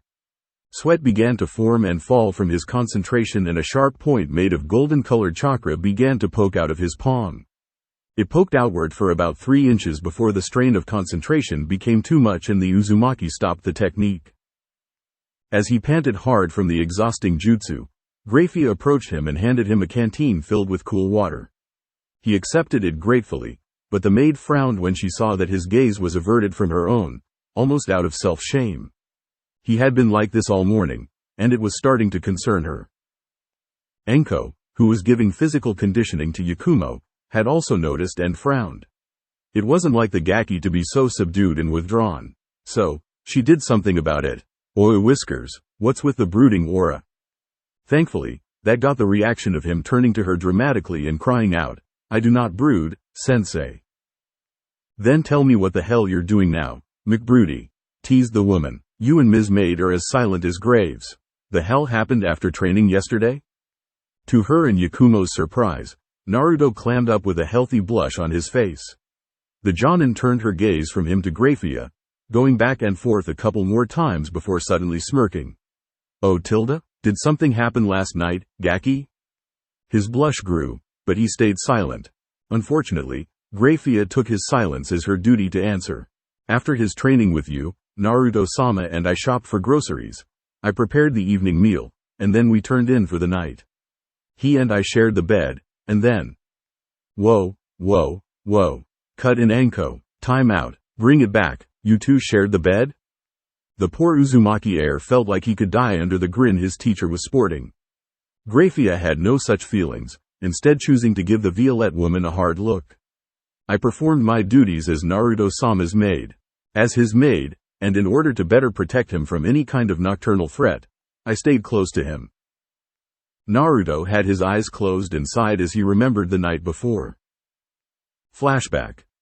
He had just finished his shower and gotten into a simple shirt and sweats to sleep in. Getting into bed, he was about to shut off his lamp before a knock was heard. Naruto-sama, may I enter? He sighed at her respectful title for him. He'd never feel used to such respect from anyone. But, he replied all the same, yes, you may, Graia-chan. Entering the room fully dressed, the she-devil moved over to her master's bedside, looking down at his late form. Naruto-sama, I must request that you move over a little. He blinked at the request. I need Naruto-sama to move over, she repeated as she, to his embarrassment, started to remove her uniform. After a moment, she was left in nothing but some dark blue underwear and a matching bra. Her hair tie had also been removed, allowing her silver tresses to flow like a stunning river. What are you doing? He exclaimed fearfully as she began to unhook her bra, turning away from her so that he wouldn't be caught ogling her naked breasts. She frowned in worry at his actions. Why was he so afraid of seeing her in a state of undress? She was his, she had chosen to make herself his. As far as she was concerned, she belonged to him in every way, though she hoped that one day he would reciprocate her devotion to him. In a calm, understanding tone, she attempted to explain herself. I'm merely performing my duties, Naruto-sama. As your maid and guardian, it is my responsibility to stay by your side as you rest so that I may better protect you from any nocturnal threats. Given your newly realized position, it shouldn't be too far-fetched to expect any kind of attempt on your life. He gulped, but remained facing away from her, his breathing labored with the fear he was feeling. But, do you have to be undressed like that? Her brows furrowed further at his query and she leaned over to get a better look of his face. His blush was so strong that his face was glowing red, and his eyes were clenched shut. What surprised her, though, were the tears that were narrowly escaping through his clenched eyelids. The flattery she felt over Naruto's appreciation for her body despite his shyness about it was completely overshadowed by worry and concern over the degree of fear she could see in his face. Naruto-sama, she began softly, look at me. And no, I really shouldn't, he uttered out quickly, his fear now evident in his voice. She slowly snaked her hand around his chest, caressing it as she moved to get a gentle yet firm grip on his opposite shoulder. She heard him gasp and felt his body stiffen at the contact before she gently rolled his body around to face her. At this action, Naruto almost entered a fetal position, though he didn't turn away. Again, in an effort to calm him, she softly reassured, I'm not showing you anything that you didn't see on the night you treated my wounds, Naruto-sama. There's no need for you to be afraid. She brought her hand to his face and laid it there, caressing his cheek as her request turned into a gentle plea, please, look at me. After a few moments, Naruto slowly opened his eyes and immediately sought out hers. What he saw there was shocking to him. This woman was gazing at him with tenderness, affection, and comfort. Her eyes were almost welling up, such was the softness he beheld within her eyes as they looked into his. Her dazzling soft smile only enhanced the emotions she was conveying to him through her gaze. Naruto-kun. She began just above a whisper, causing his eyes to widen at the form of address she hadn't used before now. I am yours. I will never, ever hurt you, or do anything to bring you to harm. Naruto's eyes began to well slightly upon hearing this before she continued, when I say that I'm your maid, that's mostly for the benefit of others aside from us. But what I am to you is so much more than that. I've made a pact with you, the most sacred agreement that I, or any of my old house, could ever make with another. Even a marital bond isn't as binding as what I've chosen to gift upon you. What? Naruto breathed out, staring at her incredulously. Her smile widened as she explained herself further. I am your personal retainer, of my own free will and choosing, and I am happy with my decision. As such, I am yours, Naruto-sama. My services, my possessions, she caressed his cheek soothingly, my body, my heart, my very life. And it's because you are the one I choose to give myself to. She rose up to stand tall and proud, causing his eyes to go even wider as her magnificent breasts jutted out with pride and dignity that was almost regal in its bearing. Not only can you gaze upon my body as much as you wish, but you are the only man I will ever give that right to. You are the only man who will ever have the right to touch me. You are the only man who deserves these rights. You saved my life, so I'm honored to give it to you in gratitude. Giving him an encouraging smile, she nodded slightly, somehow giving him the message that he could, and should, rove his eyes all over her semi-nude form. Naruto was able to get the message and tentatively started doing just that. As he did, he noticed that Graia's smile widened even further, as if she was not only happy for him, but proud of him for doing so. Seeing her master react so strongly to her also made her feel quite proud of herself. The she-devil knew she was beautiful beyond mortal compare or comprehension. There would certainly be nobody native to this world who would ever rival unearthly, immortal beauty such as that which Graia possessed. Even amongst the denizens of the underworld where she had resided before being transported here, she possessed a beauty far beyond most of her peers. But there was something about giving this truly golden-hearted young man the confidence to look upon her that made her feel a sense of pride and accomplishment that was unfamiliar to her. Once he was done eyeing her up and down, almost as if to commit her body's image to memory, he returned his gaze to her face and gave a weak smile, though she could see he was still nervous. She smiled in understanding and slipped into bed behind him, pulling him a bit closer to her and pressing her naked breasts into his bare back. She felt him stiffen slightly as soon as she made contact, but he slowly relaxed after a few moments. She did nothing more except to cover their bodies with the comforter. I promise I'll help you be more comfortable around me, Naruto-sama, she stated before she turned off the lamp. Resting her head on the pillow and bid softly, Good night, Naruto-sama, my Naruto-sama. Sleep well. He was barely able to whisper back, Why you too, Graia-chan. End flashback. The teen found himself barely able to sleep that night. He had never been able to picture himself sharing a bed with anyone, let alone a beautiful woman like Graia. His blush grew a bit when he remembered turning to face her sometime later in the evening and just watching her resting face. He remembered how calm she looked and how the moon peeked through his window, hitting her so perfectly with its glow. Such an image would forever be remembered and held precious in his mind.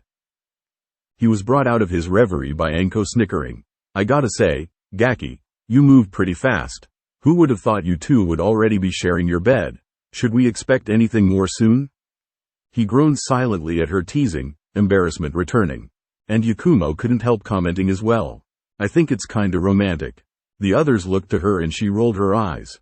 Oh, come on, think about it. A woman finds herself rescued and cared for by a young hero. She waved her hand to Graia and Naruto as she spoke. She then chooses to repay him by offering her life to him? Her tone was getting suggestive and she winked at Naruto, as if showing him that she knew what was happening. And then, through all that they go through, both the woman and the hero's hearts find their way to one another. She sighed wistfully, her pink eyes gleaming with a mix of jealousy and longing. I wish I could find someone like that.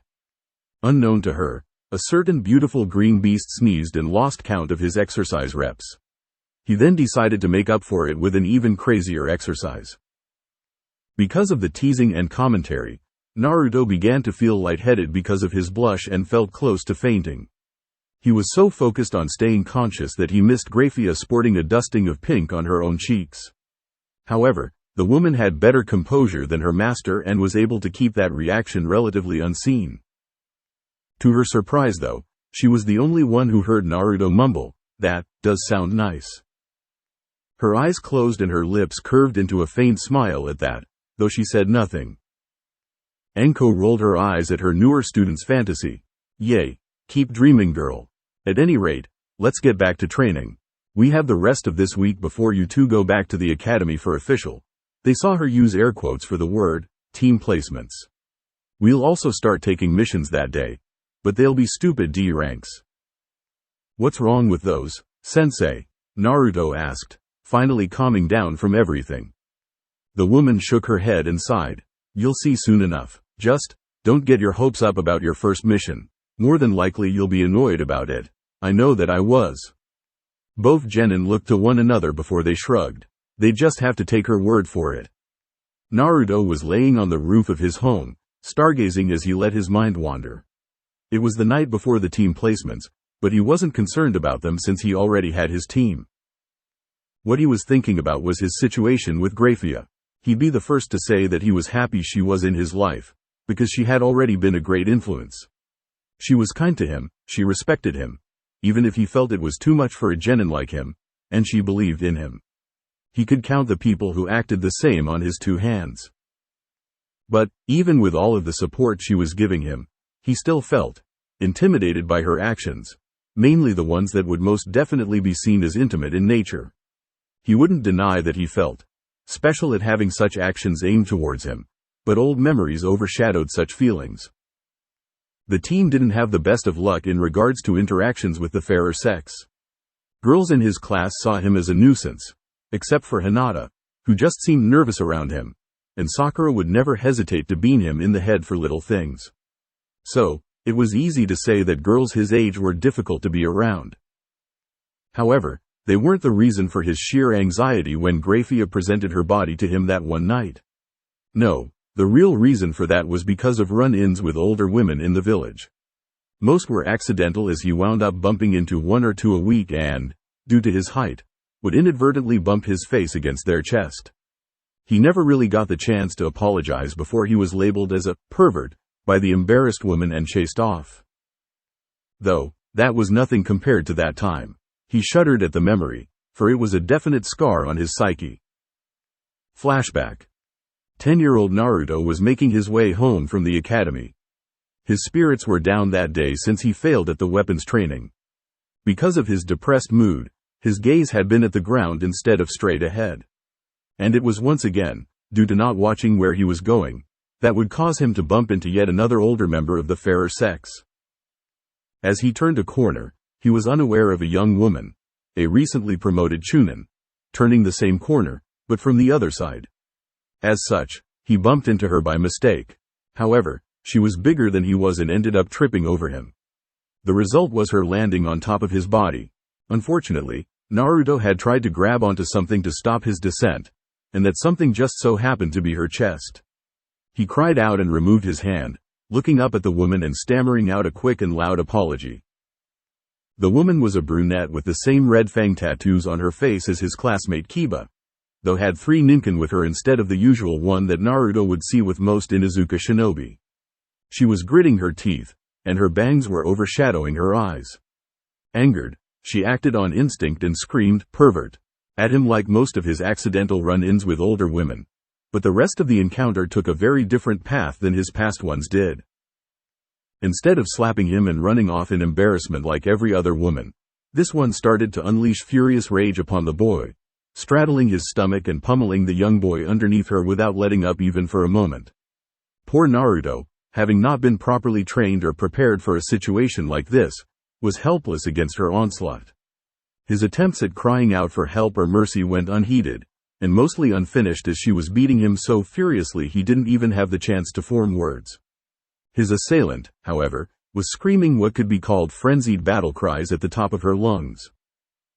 Naruto could feel his face began to swell and grow numb, and he started to feel dizzy and nauseous.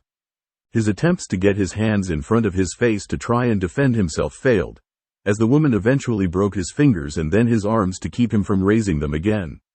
Naruto didn't know what was happening. All he knew was that he was defenseless and helpless, and he could do little more than wait for this horrible ordeal to end. As he felt himself beginning to black out, the last thing he remembered was her 3 ninkin attacking her and pulling her off of him. "Oh, you 3 are going to get it. Now," he barely heard her yell as she gave chase to them, leaving him lying on the streets. He lost consciousness a moment afterwards.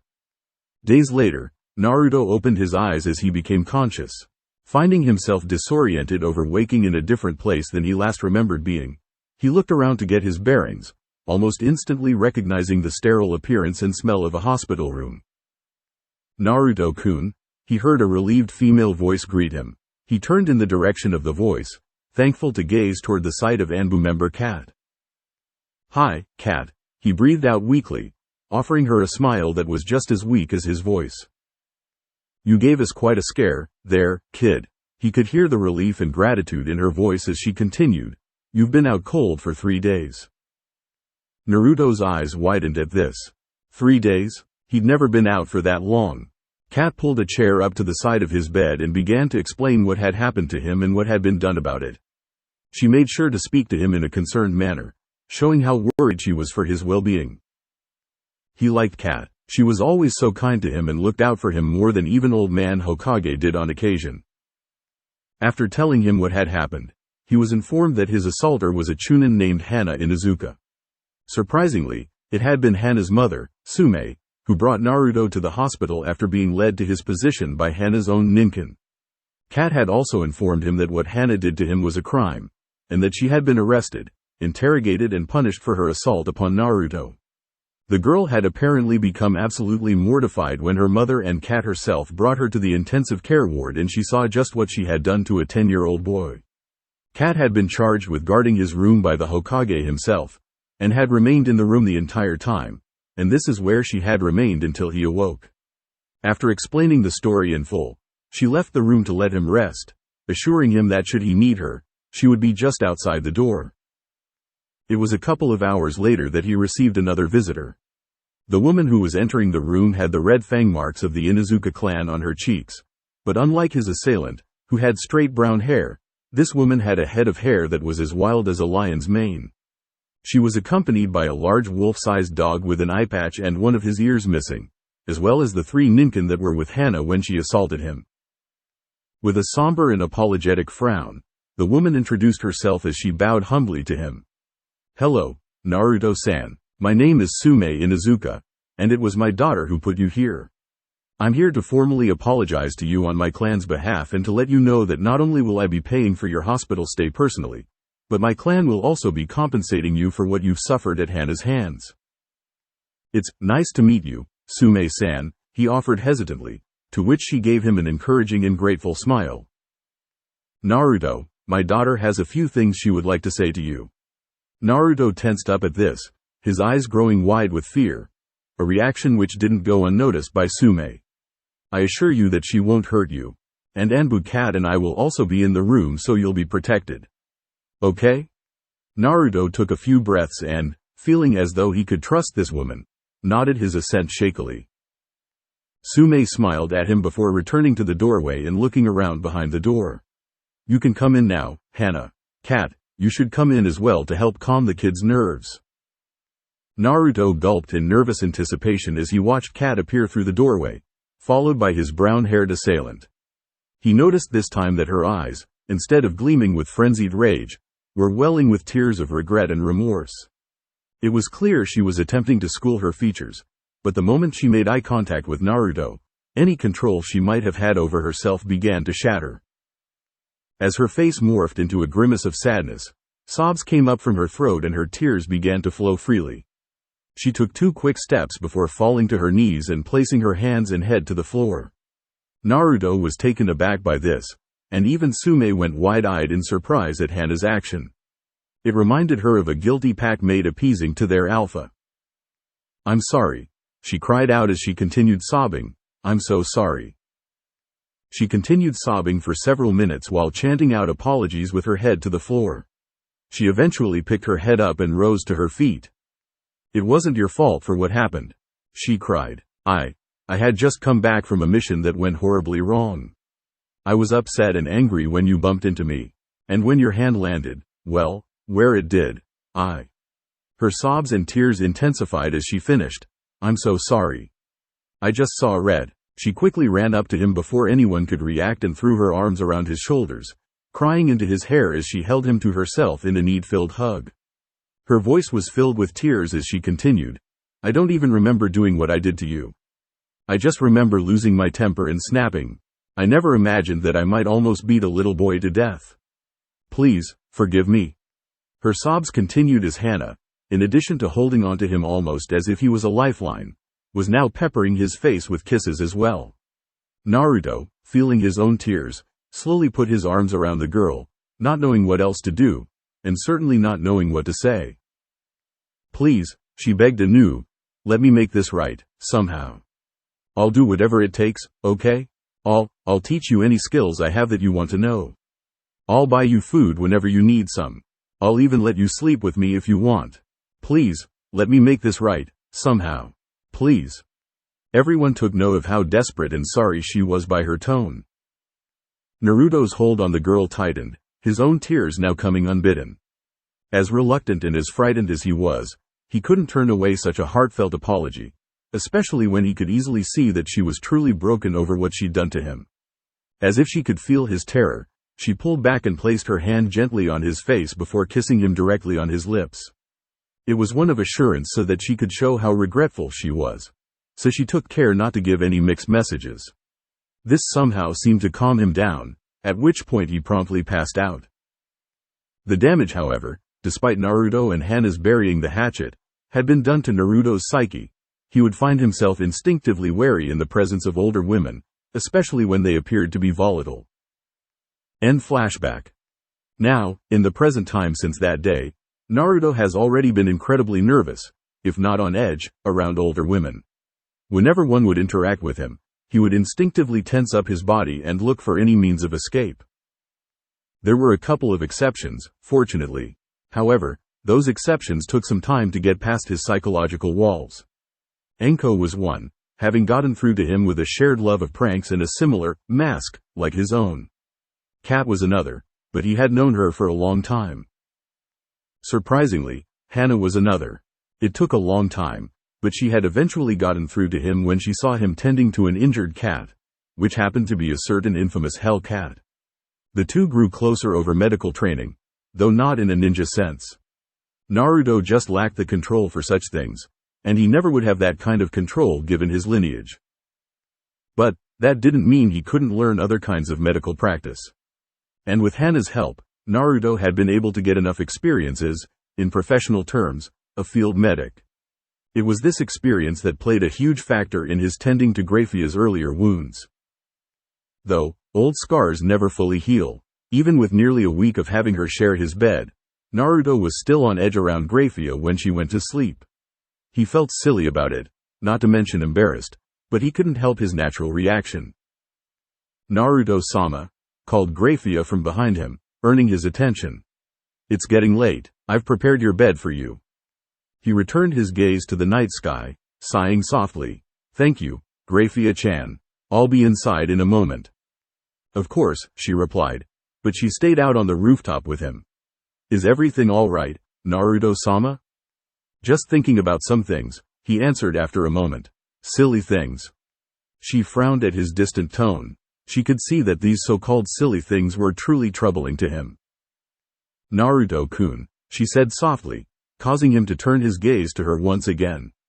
She slowly approached him, bringing a gentle hand to his face when she was close enough. To her comfort, he relaxed at her touch and she mentally noted that his whisker marks were sensitive areas. With a saddened and longing gleam in her eyes, she spoke up once more. "I wish you would talk to me. I'm here for you if you need someone to speak to." "I know you are," he immediately returned, showing his confliction through his gaze. "But this is something I need to sort out myself. Please understand." He was surprised when he saw her shed a single tear down the right side of her face. Removing her hand from his face, she gave him a sad smile. "Of course, your private affairs are your own. Forgive me, it wasn't my intention to pry." "No, it's fine," he assured with a faint smile in hopes of reassuring her. Standing up and heading inside, he informed her, "I'm going to wash up before bed." "Yes, Naruto-sama," she answered with a respectful bow before following him inside. Later that evening, Naruto once again found it difficult to sleep. But this time it wasn't just his anxiety. His back was to Graia on the bed and he sighed softly so as not to wake her. "I feel like such an ass, now. I didn't mean to hurt her feelings. Damn it, why is this so hard?" he asked himself. "She won't hurt me like Hana once did. But still I feel so nervous." As he was trying to sort out his troubles, he was unaware of Graia, still awake, staring at his back with a concerned expression. Her silver orbs softened and she was restraining herself from reaching out to him, from holding him close to comfort him. She had to take things slow with her master, otherwise he would likely shut her out. But it was getting hard for her to continue doing so. Naruto-kun, she thought sadly before slowly succumbing to slumber. Naruto yawned in his seat in the classroom. He was hoping to catch a few winks before Iruka arrived to assign the teams. It wasn't like he and Yakumo, who was seated next to him, needed to be there. But they couldn't just leave, and Anko had told them to wait there for her. Turning to his soul teammate with a tired look, he asked in a hushed tone, "Could you put up a genjutsu around me so it looks like I'm still awake? I'm gonna pass out any minute." She gave him an understanding smile and nodded. "Sure, what are teammates for?" He smiled back gratefully before he rested his head on the desk, almost instantly falling asleep. Yakumo, true to her word, put up a genjutsu around him and sat patiently. No one seemed to take heed of it except for Hinata Hyuga, who looked at Naruto in concern. Meeting Yakumo's gaze, the genjutsu user shook her head with a smile and mouthed, "He's just tired. He'll be fine." Relieved, Hinata nodded in thanks before turning back to face the front of the class. Iruka had finally arrived and was giving one last speech to inform them of what they should expect, and be expected of, as shinobi of the Hidden Leaf. After the speech, he began to call out the teams. Teams 1 through 6 were filled with most of the class, but none had the clan heiresses in them. Finally, the man reached Team 7. Under the guidance of Kakashi Hatake, Team 7 will consist of Sasuke Uchiha, Sakura Haruno, he ignored her joyful cry, and Sai Shimura. Sasuke said nothing, but he had a thoughtful look on his face at the identity of his new sensei. Sakura was fighting herself not to go into a happy rant about her team, specifically a certain teammate. And a rather pale genin offered a polite smile to his new teammates, but it weirded them out instead of endeared them. Under the guidance of Kurenai Yuhi, no one noticed Yakumo clench her fists. Team 8 consists of Shino Aburame, Hinata Hyuga, and Kiba Inuzuka. The three genin moved to sit next to one another. Kiba was grinning confidently while Shino was unexpressive, at least to the other students, while Hinata offered the two of them polite smiles. Team 9 is still in commission. Under the guidance of Asuma Sarutobi, Team 10 will consist of Choji Akamichi, Shikamaru Nara, and Ino Yamanaka. The three were already seated together by coincidence. Choji was smiling contently, happy to be teamed with his friends. Shikamaru sighed at being teamed with Ino, but he knew their fathers all wanted this, so he said nothing. Ino grumbled at not being teamed with Sasuke, but she said nothing either. Like Shikamaru, she knew her father wanted to recreate the legendary trio he had been a part of. And lastly, under the guidance of Anko Mitarashi, Team 11 will consist of Yakumo Kurama and Naruto Uzumaki, finished Iruka, catching many students by surprise since they were under the notion that Naruto had failed. Not to mention the team only had 2 genin compared to every other team. Your teachers will be here soon, so please be patient and welcome to your first day as Leaf Ninja. With that, he made to leave, but a bundle crashed in through the window before it unfurled and a banner was seen hanging up. The banner stated, Team 11's sexy sensei, Anko Mitarashi, and said woman stood proudly in front of it. "All right brats, follow me to field 17. Yakumo gently nudged her teammate awake and the two of them followed Anko out of the window she had just broken. However, the rest of the room's inhabitants looked on in confusion at the sight of a silverette woman in a uniform waiting for them. What confused them further was how she offered Naruto a bow before she followed him after the eccentric Jonin. "This is bullshit," Naruto grumbled as he and Yakumo painted a fence that bordered someone's home. "How is this a mission? These are just glorified chores," Yakumo added, scowling at the fence in front of her. "Told ya," was all Anko said as she watched them work beside Graia. The Jonin had told the Devilish Maid that she couldn't help Naruto since it was his team's mission, and she wasn't a part of the team technically. "How many of these do we have to do before we can get a better mission?" Naruto asked as the 2 genin finished their mission. Anko raised a finger and opened her mouth to answer, but she paused. Closing her mouth, She scratched her cheek and chuckled awkwardly. Actually, I don't really know how many. That earned her 3 reactions. A madly twitching brow from Naruto, a palming face from Yakumo, and Graia rolling her eyes. Hey, come on, cut me some slack here, guys, cried the Violet Jonin. This is my first time actually being a sensei to anyone, so I'm learning as I go, just like you. Graia sighed at her argument and suggested, perhaps it would be best if we spoke to Hokage-sama about this, Mitarashi-san. She sweat dropped at the looks she was getting from her students and the she-devil. Yay, maybe it would. Anko's brow was twitching irritably as Sarutobi chuckled at her question. Somehow, I'm not surprised that you're asking me this question, Anko, he commented, making her brow twitch again. But, to answer it, there is not real set number of D-rank missions that a team must take before going on AC rank. It mainly depends on the input of the sensei, and the report on their progress that you are to turn into me weekly. Oh yay, she said with a snap of her fingers before she pulled out a small scroll and tossed it to the Hokage. Knew I was forgetting something. Naruto and Sarutobi chuckled at that while the older man looked through the report. His smile remained as he read it, nodding at certain points before something made him raise a brow. You had a run-in with Kurenai? I take it she wasn't exactly confident about Yakumo's reinstatement as a kunoichi? Naruto sighed at this while Graia frowned. That's an understatement, grouched the Uzumaki.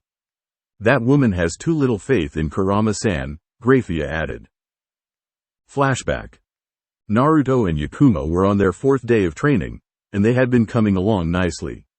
The Genin kunoichi was already showing how much progress she had made under Anko's intense physical regimen, while Naruto had finally succeeded in forming a single chakra chain for each arm.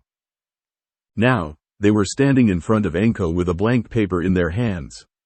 What you two are holding is what is publicly known as chakra paper. What it does is show you what elemental affinity you have.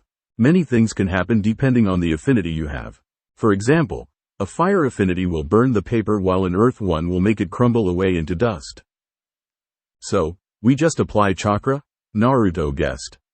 Yep, now, go ahead and...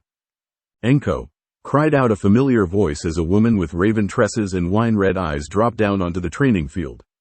Standing up, she gave Yakumo and Graia a glance before refocusing on her friend. What's this I hear about the Kurama clan letting Yakumo out? Anko rolled her eyes and crossed her arms. Seems pretty obvious. She was helped and given the okay to reapply as a genin. She waved an arm to the other two and finished. It was thanks to the Gaki and Ms. Chambermaid that she was able to get helped. Then the old man gave her the clearance to rejoin the ranks. Yakumo was glaring at the Genjutsu mistress, holding herself from doing anything rash. It also helped that Naruto had placed a hand on her shoulder to help calm her down. The Uzumaki then spoke up.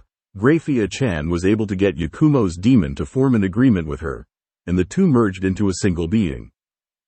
You actually had her accept that demon? Kurenai asked in shock. Why on earth would you do that? Graia was the one to answer. Both Kurama-san and her inner demoness had been sharing a body and psyche for too long that separating them from one another would have been detrimental to her health both psychically and mentally. I spoke to the succubus and had her make an agreement with Kurama-san that would benefit them both. And you're sure that was wise? Aren't succubae famous for their tempting ways and cunning? The silverette woman easily held back her smirk. Not to worry, I made sure to make the message very clear with that temptress. And it was Naruto-sama's idea to have me assist her with her issue after having sensed the darker nature within. The red-eyed Jonin turned to the blonde genin at that. You sensed her? More like I sensed the negativity coming from her. I'm able to pick up darker emotions and intentions, so I was able to feel Yakumo and her demon. I then told old man Hokage, he gave me permission to visit her, and the rest you know. Not like it really matters to you, right? Growled out Yakumo. Since that day, you gave up on me, and for years I was left locked away out of fear. And all the while, you, the teacher that should have supported me and guided me, went on with your life without a damn care in the world. Her pink eyes began to gleam dangerously at Kurenai. You have no right to interfere with my ninja career. You had your chance and you blew it. So, do me a favor and fuck off, Kurenai-sensei. And for the record, Don't talk about me like I'm not here when I'm standing right in front of you." The woman recoiled at the tirade Yakumo had just given her and looked to the others, only to see no support whatsoever from her. Not even from her friend.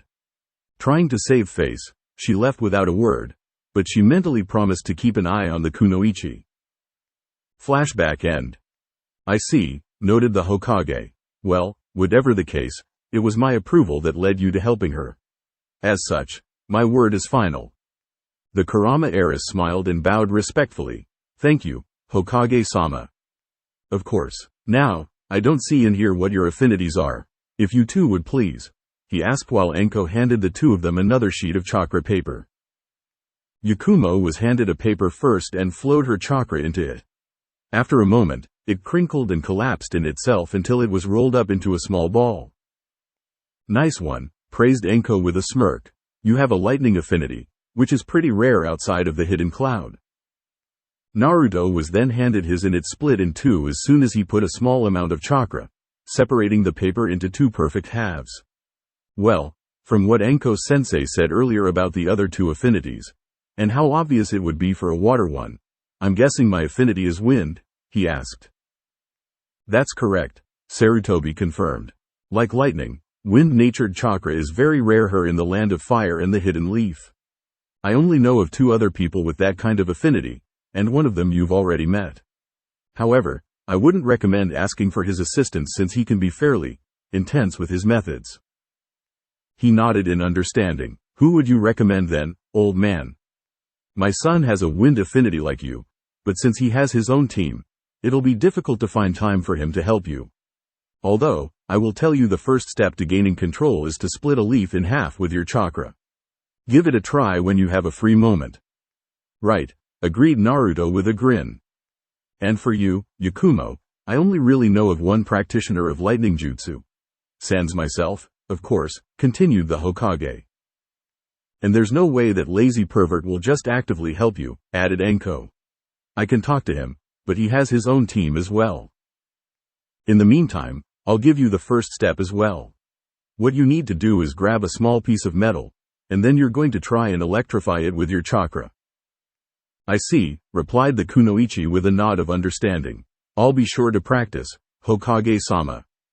He nodded in return before he finished the scroll containing Anko's report.